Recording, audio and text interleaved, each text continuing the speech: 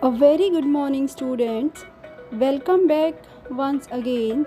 Today we will study lesson 2 of geography, that is inside our earth. In this lesson we will learn about the internal structure of the earth. 4.5 billion years ago, the earth was not like what it is today. It was a round ball of molten material revolving around the sun. As the liquid slowly cooled down, the denser materials that formed the earth solidified and sank to the center of the earth, where they formed a metallic core. At the same time, lighter, less dense materials were pushed out towards the surface, where they formed the earth's crust. On the basis of information provided by the volcanic eruptions, seismic waves, and other sources, it has been found that the earth is made up of concentric layers with one inside another, just like an onion. The three main layers of the earth are the crust, the mantle, and the core. The crust is the outermost and thinnest of all the layers. It is also called lithosphere, as it is a sphere of solid rocks. Its thickness is about 35 to 40 km on the continental masses and only about 5 to 10 km on the ocean floors. The continental mass is made up of rocks, and the main minerals are silica and alumina, known as shale. The main minerals of oceanic crust are silica and magnesium, known as sima. The mantle lies just below the crust, and it extends up to a depth of about 29 km below the crust. At the depth of about 100 to 250 km, the mantle is partially molten. This region is known as the asthenosphere. Temperature in the mantle increases with the increase in depth. The core is the innermost layer of the earth and has a radius of about 3500 km. It is the most inaccessible layer, lying around the center of the earth. It is the heaviest part of the earth and is made up of nickel and ferrous, called knife. Its estimated temperature is about 2200 degrees Celsius to 5000 degrees Celsius.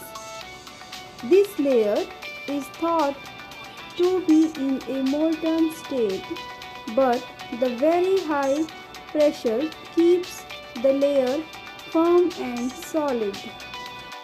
The rocks are natural mass of mineral matter that makes up the crust of the earth.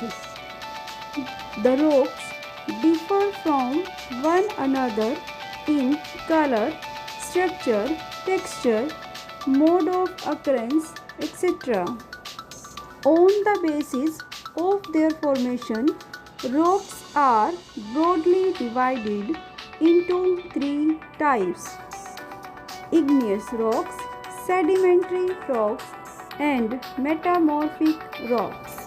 The igneous rocks are associated with the volcanic eruptions.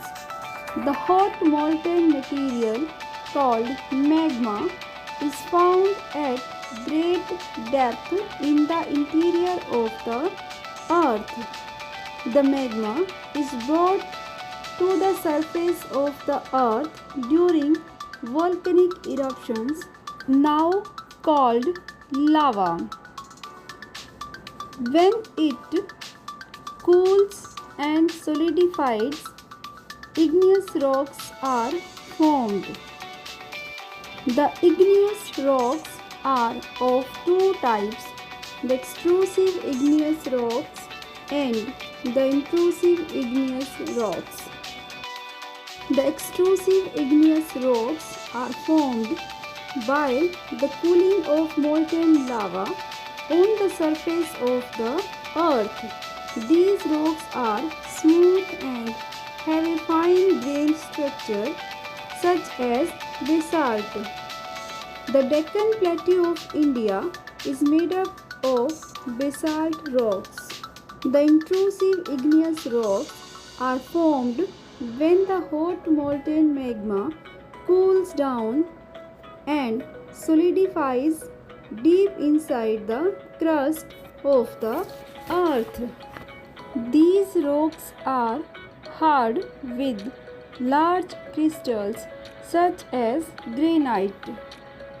When the igneous rocks are exposed on the earth's surface, they are broken down into small fragments called sediments. These sediments carried away and deposited by the agents of gradation such as rivers, glaciers, wind, and sea waves.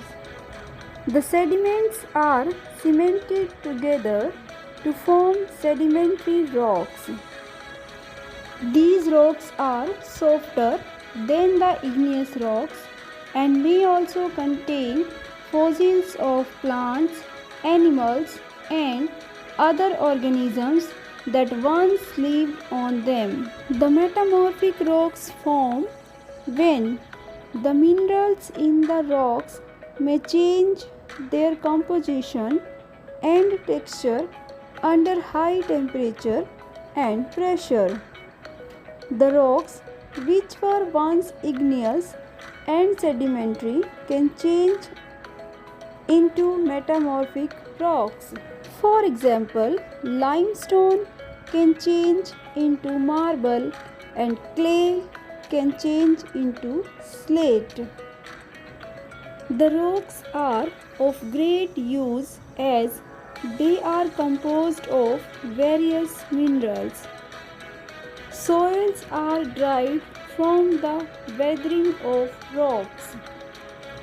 All types of building materials needed for making roads, houses, buildings, bridges, etc.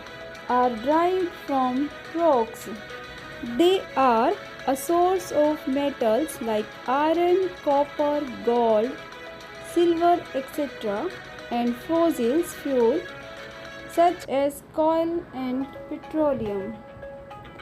The change of one type of rock into another type of rock under certain conditions in a cyclic manner is called the rock cycle. It explains how the three rock types are related to each other and how they change from one type to another over time. The rock cycle on the surface of the earth has neither a beginning nor an end. So, dear students, now read the chapter and do its bookwork in the book and write down the question answers in notebook. Thank you and have a nice day.